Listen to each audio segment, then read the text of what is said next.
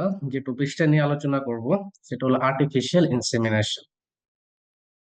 So artificial insemination যদি আমরা ফার্স্টে চিন্তা করি যে এটা কি আসলে, তো আর্টিফিশিয়াল ইনসেমিনেশন হলো এক ধরনের প্রসিডিউর যেখানে কি করা হচ্ছে, ম্যানুয়ালি স্পার্ম সাসপেনশনটাকে ডিপোজিট করা হয়। স্পার্ম সাসপেনশন মানে হলো এক ধরনের কনসেন্ট্রেট স্পার্ম থাকবে যেটাকে আমরা ম্যানুয়ালি ডিপোজিট করি। সেটা এই স্পার্মটা ফ্রেশ হতে পারে অথবা ফ্রোজেন থ্রোড, এভাবেও আমরা নিতে পারি।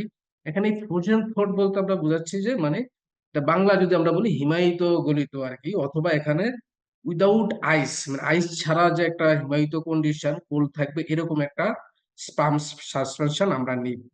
এবং এটাকে আমরা কোথায় দেওয়া হয়, ফিমেল রিপ্রোডাক্টিভ যে ট্র্যাক থাকবে ওইখানে এটাকে ডিপোজিট করা হয় এই স্পার্ম সাসপেনশনটাকে। তাহলে ফিমেল রিপ্রোডাক্টিভ ট্র্যাক্টের ভিতরে কি কি থাকে, ভেজাইনা, সার্ভিক্স, ইউটেরাস, এই এরিয়াগুলোতে কি করা হয়, স্পার্ম সাসপেনশনটাকে ডিপোজিট করা হয়। কেন করা হচ্ছে? To overcome logistical problems associated with natural mating. মানে স্বাভাবিক প্রজননের মাধ্যমে কেউ যদি তার যৌক্তিক প্রেগনেন্সিটা আউটকাম হতে না পারে, সেই প্রবলেমটাকে ওভারকাম করার জন্যই এই যে প্রসিডিউরটা মেনটেন করা হয় এটার কি নাম দেওয়া হয়েছে কি আর্টিফিশিয়াল ইনসেমিনেশন। তাহলে আমরা এখন নেক্সট যে জিনিসটা জানবো, আমরা যদি এই ইমেজটা দেখি তাহলে এখানে আমরা দেখতে পাচ্ছি যে একটা টেস্ট টিউব আছে যেখানে কি হচ্ছে একটা সাসপেনশন অফ স্পাম আমরা নিচ্ছি। সেখান থেকে কোনো সিরিঞ্জ বা কোনো কিছুর মাধ্যমে আমরা এটা কি করতেছি, ফিমেল রিপ্রোডাক্টিভ ট্র্যাক্টের মাধ্যমে আমরা ওই জায়গাটাতে দিচ্ছি। হ্যাঁ, ওই তারপর এটা কি হচ্ছে, লজিস্টিক্যাল যে প্রবলেমটা হচ্ছে একটা কাপলের, ওই প্রবলেমটাকে আমরা ওভারকাম করতেছি। তাহলে এটা কি আমরা বলতেছি কি আর্টিফিশিয়াল ইনসেমিনেশন। নেক্সট ফিগারটাও সেম, এটা জাস্ট অ্যানাদার একটা ফিগারের মাধ্যমে আমরা দেওয়ার চেষ্টা করেছি। তো এখানে আসলে কি হচ্ছে, এখানেও সেম একটা টিউব আছে যেখানে স্পার্ম সাসপেনশন আছে।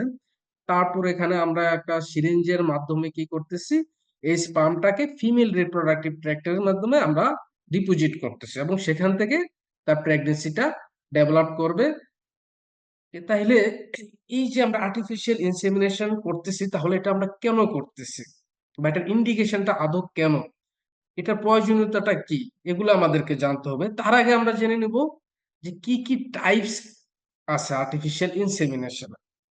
আর্টিফিশিয়াল ইনসেমিনেশন থেকে সাধারণত তিনটা ভাগে ভাগ করা হয়। তিনটা ভাগ কি কি আমরা যদি বলি, এটাকে আমরা সংক্ষেপে বলি AIH, AID। হ্যাঁ, দুইটা টার্ম আছে এরকম। তো AIH মানে হলো আর্টিফিশিয়াল ইনসেমিনেশন হোমোলোগাস অথবা হাজবেন্ড। এখানে কি করা হয়, যে স্পার্ম সাসপেনশনটা নেওয়া হবে ওইটা ওই উমেনেরই হাজবেন্ডেরই সিমেন্টটা নেওয়া হয়। এটাকে বলা হচ্ছে আর্টিফিশিয়াল ইনসেমিনেশন অফ হোমোলগাস। এখন আর্টিফিশিয়াল ইনসেমিনেশন অফ ডোনার, এখানে যে মহিলাটা প্রেগনেন্ট হবে তার হাজবেন্ডের স্পার্ম এখানে নেওয়া হয় না বা সিমেন্ট সাসপেনশন নেওয়া হয় না, স্পার্ম সাসপেনশন এখানে নিচ্ছি না আমরা হাজবেন্ডের থেকে। তাহলে এখানে কার থেকে নিচ্ছি, অ্যানাদার দেন হাজবেন্ড। তাহলে যে সে একজন ডোনার হিসাবে কাজ করতেছে এবং এটার নাম হচ্ছে কি আর্টিফিশিয়াল ইনসেমিনেশন অফ ডোনার। এখন আসি আমরা পুলড ডোনার এই জিনিসটায়।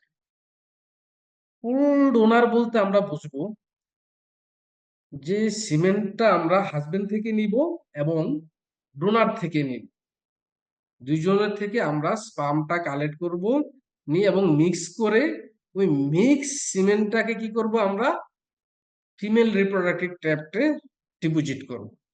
তাহলে এখানে দুইজনেরই সিমেনই মিশ্রিত করা হচ্ছে, এটাকে আমরা বলতেছি পুলড ডোনার। এবং বর্তমানে অনেকে পুল ডোনার করার একটা সুবিধা হচ্ছে, পুল ডোনার করলে মানে হাজবেন্ডের প্যাটার্নিটি পাওয়ার পসিবিলিটিটা অনেকটাই থাকে, যেটা ডোনার ইনসেমিনেশনে থাকে না। এই জন্য এখন পুল ডোনার করতে বলা হয়, যে কোনো কারণে হয়তো বা হাজবেন্ডের সিমেন্টটাই হয়তো বা এখানে কার্যকারিতার জন্য এই পুল ডোনারটা ব্যবহার করা হয়। তাহলে আমরা তিনটা ডোনারের আর্টিফিশিয়াল ইনসেমিনেশনের টাইপস পেলাম: artificial insemination of homologous, artificial insemination of donor and pole donor। কিন্তু এগুলো সবগুলি বাংলাদেশে প্র্যাকটিস হয় না, যে তিনটা টাইপস বললাম। বাংলাদেশে লিগেলি প্র্যাকটিস করার জন্য অনলি একটা সিস্টেমকে ফলো করা হয়, সেটা আসলে হলো only artificial insemination of homologous, মানে হাজবেন্ডের সিমেন্টেই যদি কোনো টেক প্রসিডিউরের মাধ্যমে ব্যবহার করে প্রেগনেন্সি আউটকামের জন্য ব্যবহার করতে পারবে।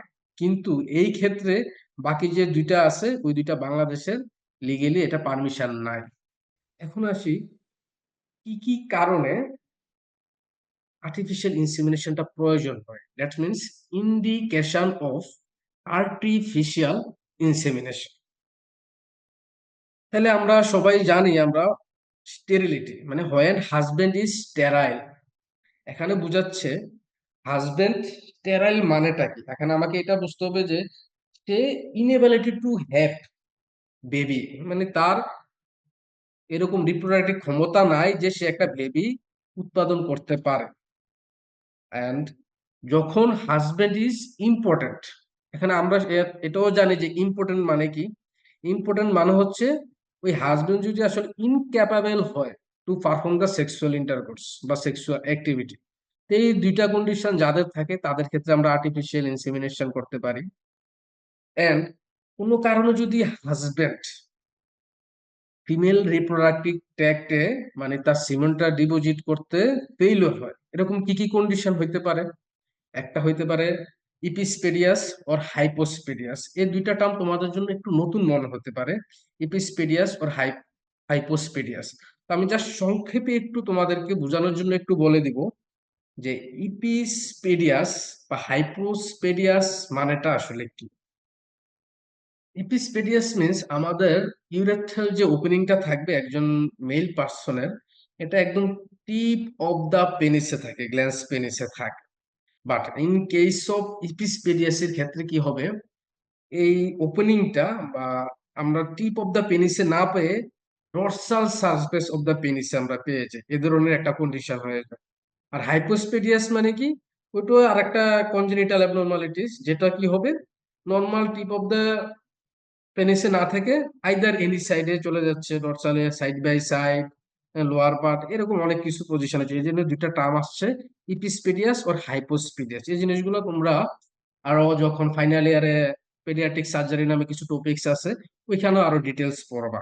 তো আমি জাস্ট কনসেপশনটা একটু ক্লিয়ারের জন্য যে ইপিসপেডিয়াস এন্ড হাইপোস্পেডিয়াস মানেটা কি এই জিনিসটা একটু বললাম।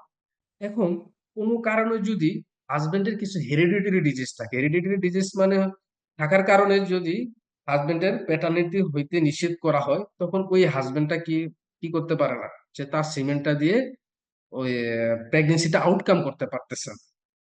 এবং RS incompatibility between husband and wife, যদি হাজবেন্ড এবং ওয়াইফের আরএস ইনকম্পাটিবিলিটি থাকে সেক্ষেত্রে তারা সিমেন্টটা ব্যবহার করা যাচ্ছে না। এবং এটা ইন্ডিকেশন হচ্ছে কি artificial insemination. Widow and unmarried women desiring for children, তোমরা সবাই জানো উইডো মানে কি, মানে বিধবা। তা আমাদের সমাজের প্রেক্ষাপটে দেখা যাচ্ছে কি একটা উইডো বা আমাদের সমাজে সব জায়গায় উইডো মানে তার স্বামী নেই, এন্ড আনমেরিড দ্যাট মিনস তারও এখানে কোনো লিগেলি স্বামী নেই, কিন্তু তাদের একটা স্ট্রং মনের সুপ্ত আকাঙ্ক্ষা আছে তারা একটা বাচ্চা নেবে, তাহলে তার উপায় কি হবে? আমাদের সমাজে অবৈধ মেলামেশাকে তো কখনোই পারমিশন দিচ্ছে না। তাহলে সেক্ষেত্রে তারা এরকম একটা আর্টিফিশিয়াল ইনসেমিনেশন প্রসিডিউরের মাধ্যমে তারা কি করতে পারে, একটা ভেবে নিতে পারে। এই যে তাহলে আমরা কয়েকটা ইন্ডিকেশন পেলাম যে জিনিসগুলোর কারণে কি হচ্ছে আর্টিফিশিয়াল ইনসেমিনেশনের ইন্ডিকেশন গুলো আমরা বুঝতে পারতেছি যে এই কারণগুলোতে আমরা আর্টিফিশিয়াল ইনসেমিনেশন করতে পারতেছি। ওকে, তাহলে এখন চলে আসি procedure of artificial insemination of donor, অথবা এটাকে আমরা অনেক সময় বলে থাকি ডোনারের ক্রাইটেরিয়াটা কি। পরীক্ষায় এটা দুইভাবেই আসে, প্রসিডিউর হিসাবে আসতে পারে অথবা সরাসরি চলতে পারে। একজন সিমেন্ট ডোনারের জন্য তার কি কি ক্রাইটেরিয়া থাকতে পারে। সবকিছুর ক্ষেত্রে আমাদের দেশে যে কোনো প্রসিডিউরের পূর্বেই আমরা এটা খুব ভালো করে জানি, কনসেন্ট জিনিসটা খুবই ইম্পর্টেন্ট আমাদের দেশের প্রেক্ষাপটে। এখন এই কনসেন্ট জিনিসটা মানে ইনফর্ম রিটেন কনসেন্ট বা এনি কনসেন্টের অনেক টাইপস আছে, তোমরা সেগুলো জানো। এই কনসেন্ট জিনিসটা যদি আমরা খুব ভালোভাবে নিতে পারি আমাদের দেশের অধিকাংশ সমস্যাগুলি আমরা কমিয়ে নিয়ে আসতে পারি। কারণ এখানে পেশেন্টকে খুব সুন্দর করে সবকিছু বুঝিয়ে বলতে হয়, বলিয়ে টলে তারপর তার সম্মতি নিয়েই আমরা প্রসিডিউরে যাই। তাহলে এই কনসেন্টটা নিলে ঝামেলাগুলো অনেকাংশে কমে যায়। তো সেই ক্ষেত্রে যে ডোনার হবে তার কনসেন্ট নিতে হবে এবং ডোনারের ওয়াইফের কনসেন্টও নিতে হবে। এখন এই যে ডোনার, যে ডোনার কি করবে, সিমেন্টটা দিচ্ছে, এই ডোনারের পরিচয়টা কখন এই রিসিপিয়েন্টকে দেওয়া যাবে না। এই ডোনার তো সরাসরি রিসিপিয়েন্টের মাধ্যমে আসবে না, তারা কোনো একটা সেন্টারে যাচ্ছে, যে কাপলের সন্তানের প্রবলেম হচ্ছে নিতে, তারা কি করতেছে কোনো একটা রিপ্রোডাক্টিভ সেন্টারে যাচ্ছে, ওইখানে এই প্রসিডিউরটা হয়। তো ওই দেখা যায় যে ওই সেন্টারের লোকজনই কি করে ডোনারটা কালেক্ট করে, বাট তার পরিচয়টা কি দিবে না, এই যে রিসিপিয়েন্ট কাপলকে কখনই দিবে না। এবং ডোনার কখনোই ওই কাপলের রিলেটিভ হইতে পারবে না। Donor must not be a relative of either spouse. এবং কোন এই যে ডোনারের স্পাম বা সিমেন্টটা কোন রিসিপিয়েন্ট বা কাপল পাচ্ছে এবং এটার রেজাল্টটা কি হচ্ছে, এই জিনিসটাও কি হবে, ডোনারকে জানানো যাবে না। তাহলে আমরা কি, donor should not know recipient identity and result of insemination. এবং ডোনারের কিছু আরো স্পেসিফিক কিছু ফিজিক্যাল কন্ডিশন, মানে তার হেলথ রিলেটেড কিছু কন্ডিশন আছে, যে জিনিসগুলো আমাদের একটু মাথায় রাখতে হবে। ডোনার মাস্ট বি ফিজিক্যালি এবং মেন্টালি সে খুব সাউন্ড থাকতে হবে, হেলদি হইতে হবে তাকে, এবং তার কোনো হেরিডিটরি বা জেনেটিক ডিজিজ এগুলো থাকতে পারবে না। এবং তার আর এই ইনকম্পাটিবিলিটি থাকবে না ডোনার এবং রিসিপিয়েন্টের ভিতরে। রেস এবং ফিজিক্যাল যে ক্যারেক্টারটা থাকবে ডোনারের, সেটা অনেকটাই রিসিপিয়েন্টের সাথে সাদৃশ্য হইতে হবে। রেস মানে কি, রেস মানে আমরা সবাই জানি এটা একটা বায়োলজিক্যাল কনসেপ্ট, হ্যাঁ, যেটা মানে একই মানুষগুলা দেখতে পায়, একই এক এক এলাকার মানুষ দেখতে একই রকম হয়, হ্যাঁ।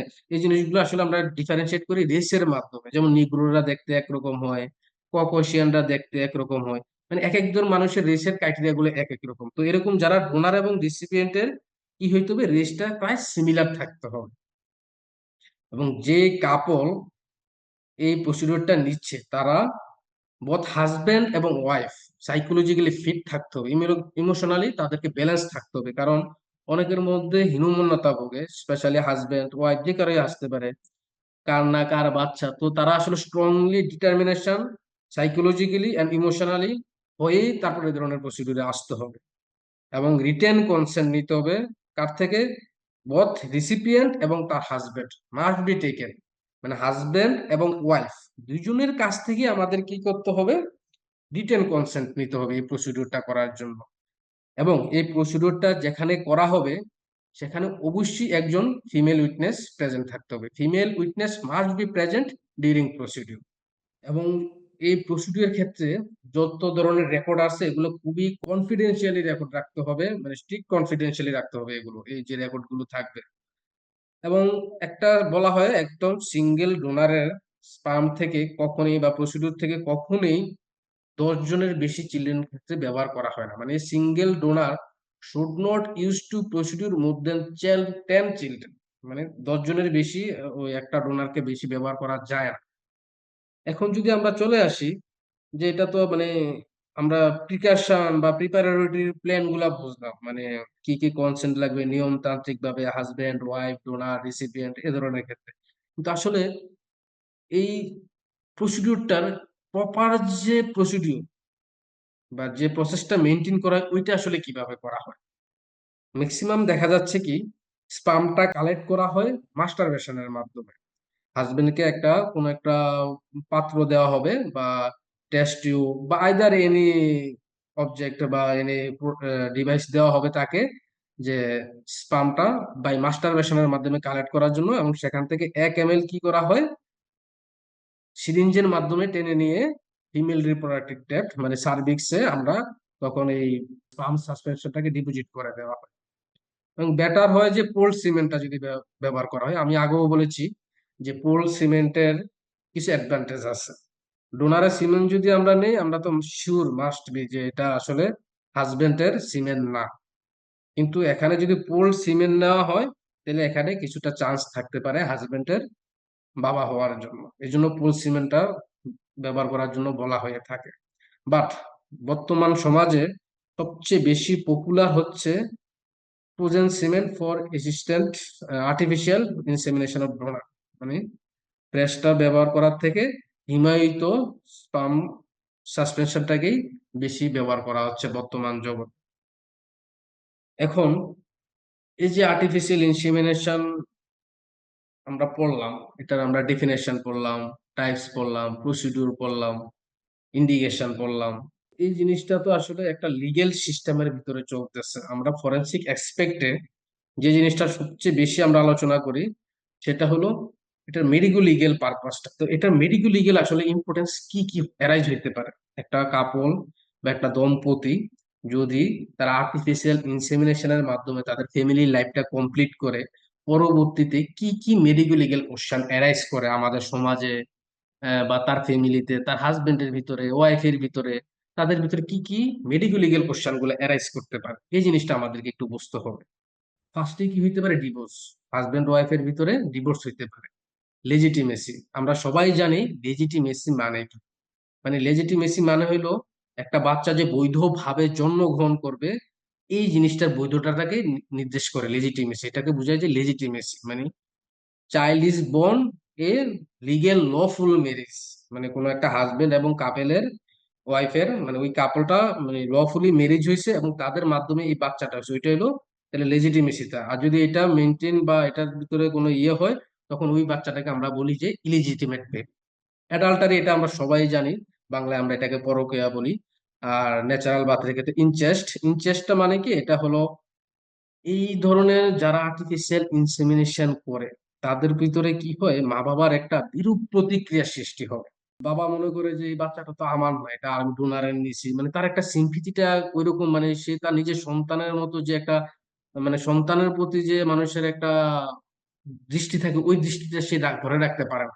তখন দেখা যায় কি, ওই বাবা যদি মেয়ে হয়, বাবার মেয়ের সাথে তার অবৈধ শারীরিক মেলামেশায় লিপ্ত হয়। এটা আমরা ইনচেস্ট করার সময় আমরা, তোমরা সবাই জানো যে ইনচেস্টের তিনটা টাইপস আছে, হ্যাঁ? তো আমি আর ওইদিকে ভিতরে যাচ্ছি না, তোমরা এটা সবাই জানো। ইনচেস্টের বাবা মায়ের ভিতরে, অথবা মা ছেলের সাথে, ভাই বোনের সাথে, এই ধরনের এই ধরনের মেডিকো লিগেল কোশ্চেন গুলা এরাজ হইতে পারে এবং প্রবলেম গুলো এরাজ হয়, যা কেউ যদি আর্টিফিশিয়াল ইনসেমিনেশন প্রসিডিউরটা নেয়। এখন আসি অ্যাসিস্ট্যান্ট রিপ্রোডাক্টিভ টেকনিক। তাহলে অ্যাসিস্ট্যান্ট রিপ্রোডাক্টিভ টেকনিক মানে, বা অ্যাসিস্ট্যান্ট রিপ্রোডাক্টিভ টেকনিক, এটা আমরা কি বুঝি? আমরা এখানে খুব সহজেই বুঝতে পারতেছি যে এটা একটা ট্রিটমেন্ট পারপাসে, হ্যাঁ। তাহলে আমরা যদি জানি যে কোনো কাপল যদি অনেক দিন ধরে তারা ইনফার্টিলিটিতে ভুগতেছে, মানে ইনফার্টিলিটি ভুগতেছে মানে তাদের সন্তান হচ্ছে না, তখন ওই ধরনের ফার্টিলিটি ট্রিটমেন্টের ক্ষেত্রে যে প্রসিডিউরটা ব্যবহার করা হয়, এটাকে বলা হচ্ছে অ্যাসিস্ট্যান্ট রিপ্রোডাক্টিভ টেকনিক। তাহলে আমরা যদি ডেফিনেশনটাতে আসি, এখানে বলা হচ্ছে any fertility treatment in which gametes. তাহলে গেমেটস মানে কি, এই জিনিসটা আমরা আগে বুঝতে হবে আগে। গেমেটস মানে হলো রিপ্রোডাক্টিভ সেল। তাহলে রিপ্রোডাক্টিভ সেল কি কি আছে? মেইলের ক্ষেত্রে থাকবে, ফিমেলের ক্ষেত্রে থাকবে। ফিমেলের ক্ষেত্রে রিপ্রোডাক্টিভ সেল হলো এক্স, আর মেলের ক্ষেত্রে রিপ্রোডাক্টিভ সেল বলতে আমরা বুঝি স্পার্ম। তাহলে ফার্টিলিটি ট্রিটমেন্টে কি করা হচ্ছে, এই রিপ্রোডাক্টিভ সেলগুলোকে manipulated outside of the body, মানে বডির আউটসাইডে নিয়ে এগুলাকে ম্যানিপুলেট করা হয়। তারপরে এই যে গ্যামেট এবং এমব্রয়টাকে কি করা হবে, আবার বডিতে রিপ্লেসড ব্যাক করা হয় প্রেগনেন্সি ডেভেলপ করার জন্য। এই যে একটা প্রসেস, এটা কি আমরা বলতেছি অ্যাসিস্ট্যান্ট রিপ্রোডাক্টিভ টেকনিক। তাহলে ডেফিনেশনটা যদি আমরা একটু আরেকটু সুন্দরভাবে করার চেষ্টা করি, any fertility treatment in which gametes, gametes means sperm and eggs, are manipulated outside of the body, and then gametes and embryo are replaced back into the body to establish pregnancy. And এই যে assistant reproductive technique, এই টেকনিকটার অনেকগুলো types আছে। তার ভিতরে সবচেয়ে বেশি commonest প্রসিডিউরটা হলো ইন ভিট্রো ফার্টিলাইজেশন, বা এটাকে আমরা সংক্ষেপে বলি আইভিএফ। তাহলে আমরা যদি এখন এই অ্যাসিস্টেড রিপ্রোডাক্টিভ টেকনিকের কি কি টাইপস বা কি কি মেথডের মাধ্যমে করা যায় এই জিনিসগুলো জানতে যাই, তাহলে আমরা এই কয়েকটা টাইপস আমাদের সামনে ফার্স্টে আসবে। এবং সবচেয়ে কমনেস্ট প্রসিডিউর কি, আমরা ডেফিনেশনের ক্ষেত্রেই পড়েছিলাম, IVF, that means in vitro fertilization. তারপর কি হচ্ছে গিফট, মানে এটা আমরা সংক্ষেপে বলি জিফট আর কি। Gamete Intra Fallopian transfer. তারপর আসছে জিপ্ট, জাইগোট ইন্ট্রা ফ্যালোপিয়ান ট্রান্সফার। তারপর আছে আইসিএসআই মানে ইন্ট্রাসাইটোপ্লাজমিক স্পার্ম ইনজেকশন। সর্বশেষ যে প্রসিডিউরটা আছে সেটাকে আমরা বলতেছি ওভাম ডোনেশন। তাহলে এই পাঁচটা টাইপস, এখন কোন জায়গায় কি প্রসিডিউরটা মেনটেন করতেছে বা আসলে আমরা তো টাইপস গুলোর নাম পড়লাম, তো আমরা একটু ডিটেলসে যাওয়ার চেষ্টা করি। আমি এই পাঁচটা প্রসিডিউরের জন্য পাঁচটা ছবি দেখছি যাতে তোমাদের কনসেপশনটা ক্লিয়ার হয় আসলে কি করা হচ্ছে এখানে। ইন ভিট্রো ফার্টিলাইজেশন, যেটা কি করা হয়, ইজ এবং স্পাম আলাদা আলাদা ভাবে কালেক্ট করা হবে। করার পরে কি হবে, এই ইগ এবং স্পামকে ফার্টিলাইজেশন করানো হয় একটা টেস্ট টিউব বা যে কোনো একটা জায়গাতে, মানে আউটসাইড অফ দা বডিতে, মানে এটাতে কি করা হবে, ফার্টিলাইজেশন করানো হয়। করানোর পরে এইটাকে আবার ট্রান্সফার করে আমরা বডিতে নিয়ে আসে। এই জিনিস প্রসিডিউরটাকে বলা হয় ইন ভিট্রো ফার্টিলাইজেশন। তারপরে আমরা যে টাইপটা বলছিলাম, গ্যামেট ইন্ট্রা ফ্যালোপিয়ান ট্রান্সফার। আমরা যদি একটু ছবিটা দেখার চেষ্টা করি, মানে ফার্স্টে এখানে গ্যামেটের একটা টেস্ট টিউব দেখানো যাচ্ছে। আমরা ছবিটাতে যদি দেখি, গ্যামেট ক্যাথেটার ইন্ট্রোডিউসার, এখানে দুইটা সেল, রিপ্রোডাক্টিভ সেল থাকবে, স্পার্ম এবং ওভাম দেখা যাচ্ছে। আমরা একটা যে স্লাইডটার ভিতরে নিজের এখানে স্পার্মের ছবি আমরা দেখতে পাচ্ছি এবং রিপ্রোডাক্টিভ সেল ফিমেলের কি ওভাম দেখতে পাচ্ছি। এই ওভাম স্পার্মটা কি করে মিক্সচার করে আমরা কি করতেছি, আমরা এটাকে ফিমেল রিপ্রোডাক্টিভ ট্র্যাক্টে বা ফ্যালোপিয়ান টিউবে, এখানে ফিমেল রিপ্রোডাক্টিভ না বলে আমরা ফ্যালোপিয়ান টিউবে বলবো, যে ফ্যালোপিয়ান টিউবে আমরা এটাকে ট্রান্সফার করতেছি। এটাকে বলতেছে গ্যামেট ইন্ট্রা ফ্যালোপিয়ান ট্রান্সফার। এখন যদি আমরা পরবর্তীতে আসি, যে আমরা টাইপসটা বললাম আরেকটা, জাইগোট ইন্ট্রা ফ্যালোপিয়ান ট্রান্সফার। তাহলে আমরা এই যে এখানে যদি আমরা একটু দেখতে পাচ্ছি, এখানে আমরা কিছু জাইগোট বোঝানোর চেষ্টা করতেছি এই ফিগারটার মাধ্যমে। জাইগোট মানে হলো ফার্টিলাইজেশন হওয়ার পরে, তোমরা সবাই জানো, আমি একটু জাস্ট সংক্ষেপে তোমাদেরকে একটু বলতেছি। জাইগোট মানে হলো ফার্টিলাইজেশন হওয়ার পরবর্তী যে স্টেজ গুলো থাকে, এই যেটাকে আমরা কি বলতেছি জাইগোট। এবং এটার অনেকগুলো স্টেজ থাকে, আমি আর অত ডিটেলসে যাব না। জাইগোট কন্ডিশনটাকে মানে ফার্টিলাইজেশন হওয়ার পরে জাইগোট স্টেজে আসার পরে ওই জাইগোটটাকে কি করা হয়, ফ্যালোপিয়ান টিউবে ট্রান্সফার করা হচ্ছে। এটাকে আমরা বলতেছি জাইগোট ইন্ট্রাফ্যালোপিয়ান ট্রান্সফার। তারপর 4 নম্বর আমরা যে প্রসিডিউরটা যদি আমরা আসি, আমরা বলতেছি যে ইন্ট্রাসাইটোপ্লাজমিক স্পার্ম ইনজেকশন। আমরা যদি এখানে যদি দেখতেছি যে একটা নিডেলের মতো আমরা একটা দেখতেছি, এই নিডেলটা কি করতেছে, নিডেলটার মাথায় একটা স্পার্ম আছে, সরাসরি এরকম একটা স্পার্ম এন্ট্রি করে দেওয়া হচ্ছে। তার মানে একটা ইন্ট্রাসাইটোপ্লাজমিক স্পার্ম ইনজেকশন দেওয়া হচ্ছে এখানে। এন্ড সবার লাস্টে আমরা যে পয়েন্টটা বলছি যে ওবাম ডোনেশন, কোনো কাপেল কে কি করা হয়, মানে শুধু ওভামটাকে ডোনেট করা হচ্ছে এক্ষেত্রে।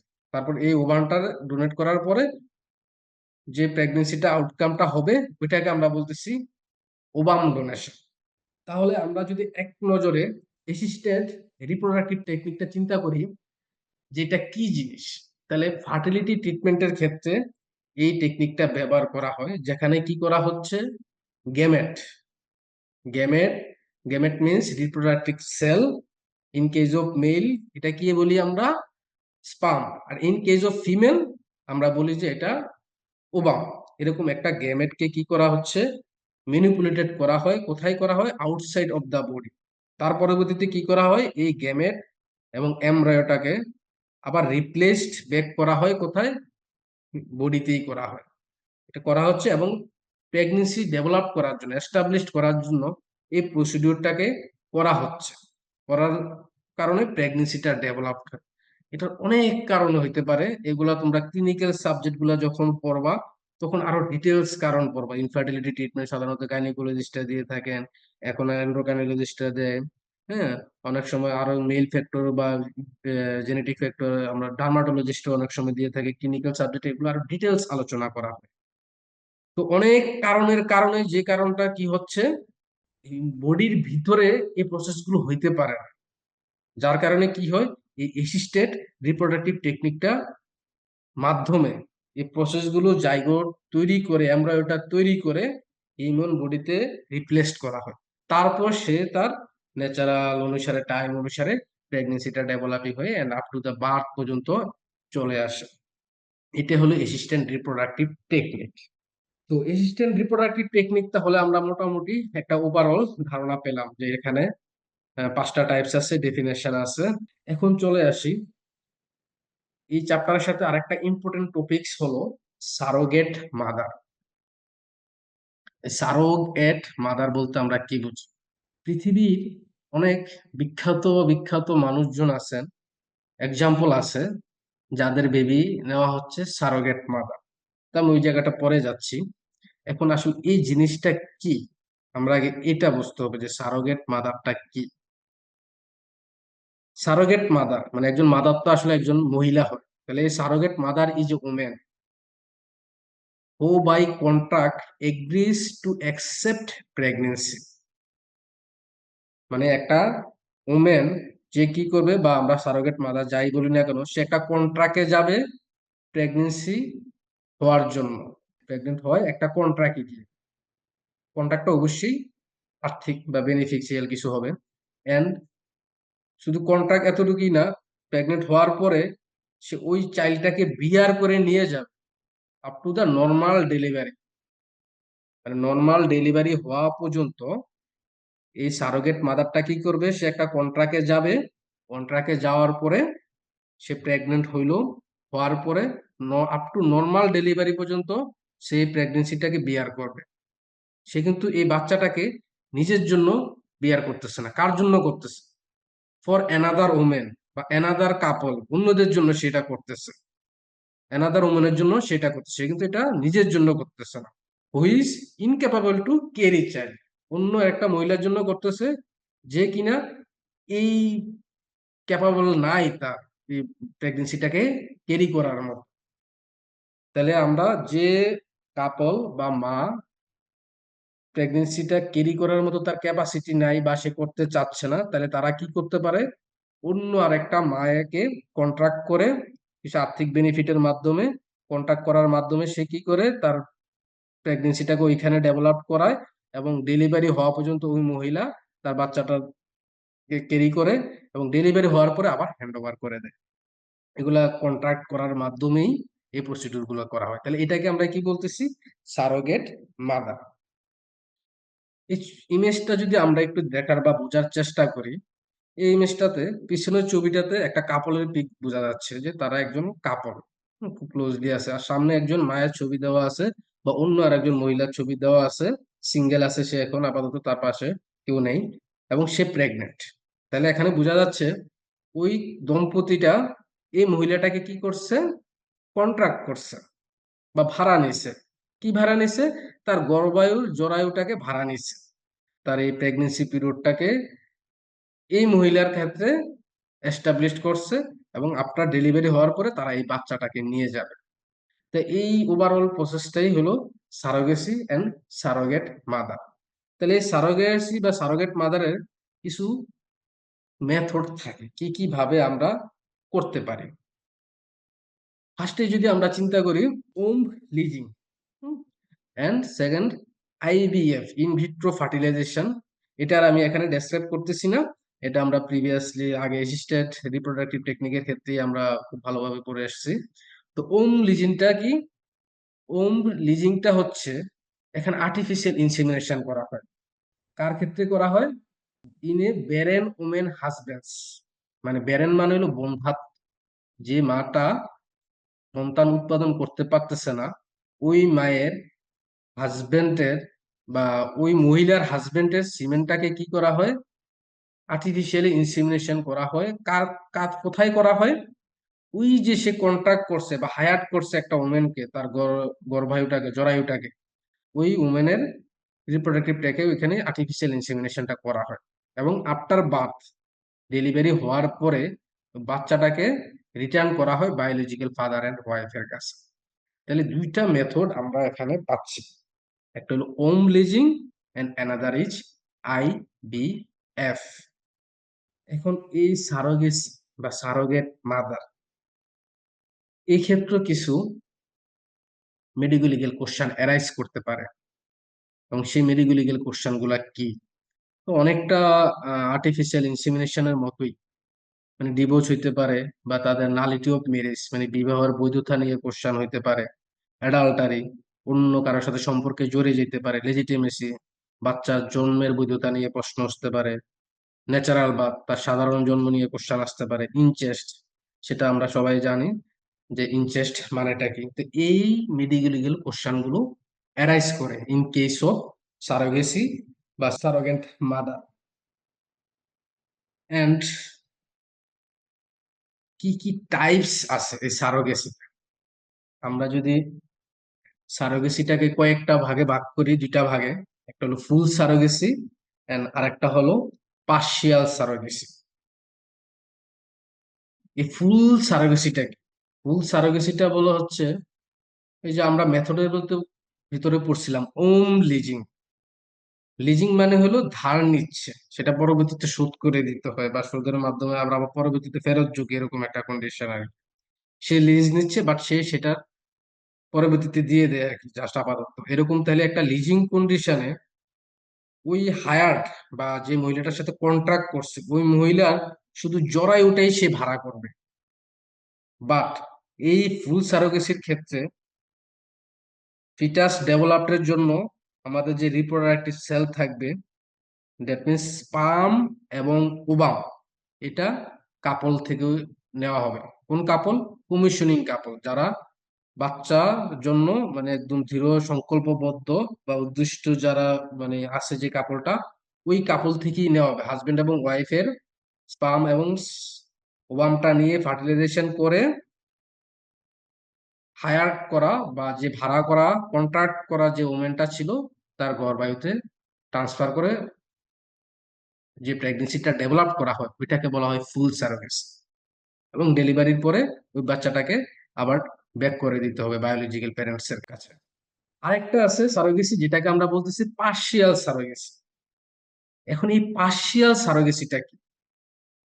পার্শিয়াল সারোগেসিটা মানে হলো এখানে যে কমিশনিং কাপেলটা থাকবে ওই কাপেলের ওমেনটা কি হয়, তার থেকে ওয়ামটা নেওয়া হয়। যে ভাড়া করা ওমেনটা অথবা যে মহিলাটার সাথে কন্ট্রাক্ট করা হয় ওই মহিলাটার ইগি ব্যবহার হচ্ছে এখানে, বাট সিমেন্ট স্পামটা নেওয়া হচ্ছে হাজবেন্ড থেকে। ওই কমিশনিং কাপলের হাজবেন্ডের স্পামটা এনে কন্ট্যাক্ট ওমেনের ইগ ব্যবহার করে যে ফার্টিলাইজেশনটা বা যে প্রেগনেন্সিটা ডেভেলপ করা হয় ওইটাকে আমরা বলতেছি পার্শিয়াল সারোগেসি। তাহলে এই ছিল মোটামুটি আমাদের আজকের লেকচারের টপিকস, বা এই পয়েন্টগুলো আমরা একটু আলোচনা করলাম যে আর্টিফিশিয়াল ইনসেমিনেশন এখানে কি কি জিনিস আসতেছে, ইন্ডিকেশন আর্টিফিশিয়াল ইনসেমিনেশন ডেফিনেশনটা আমরা বুঝলাম, টাইপস জানলাম, ইন্ডিকেশনটা জানতে হবে, প্রসিডিউর কিভাবে করা হচ্ছে, ডোনারের ক্রাইটেরিয়া কি, ডোনারকে কেমন থাকতে হবে, এবং প্রসিডিউর প্রপারটা কিভাবে হচ্ছে আসলে, এই জিনিসগুলো এবং আমরা এখানে থেকে জানতে পেরেছি যে আসলে অ্যাডভান্টেজ, যে পুল ডোনারটার অ্যাডভান্টেজটা কি এটা আমরা জানতে পারছি। এবং জানতে পারছি যে বাংলাদেশে কোন টাইপসটা ব্যবহার করা হয়। বাংলাদেশে কিন্তু সবগুলো টাইপস অনুমোদন নেই, তাহলে বাংলাদেশে কোনটা আছে এটাও আমাদের ভাইভাতে কোশ্চেন হয়। এই জিনিসগুলো আমাদের মাথায় রাখতে হবে। দেন আমরা চলে আসবো অ্যাসিস্টেড রিপ্রোডাক্টিভ টেকনিক, যেখানে আমরা জানতে পারছি যে জিনিসটা কি এবং এটার কি কি টাইপস আছে, কি কি মেডিকেল লিগ্যাল কোশ্চেন অ্যারাইজ করে। তারপর আমরা সর্বশেষ যে পয়েন্টটা আসছি সারোগেসি। সারোগেসিতে আমরা ডেফিনেশন বুঝতে পারছি, কি কি মেডিকেল লিগ্যাল কোশ্চেন অ্যারাইজ করবে এবং কি কি টাইপস আছে সারোগেসিতে। এই ছিল আজকের মোটামুটি ওভারঅল আলোচনা। আর্টিফিশিয়াল ইনসেমিনেশন চ্যাপ্টার থেকে আমরা মোটামুটি এই জিনিসগুলো কনসেপশনটা রাখতে হবে আমাদেরকে। তো সবাইকে থ্যাংক ইউ।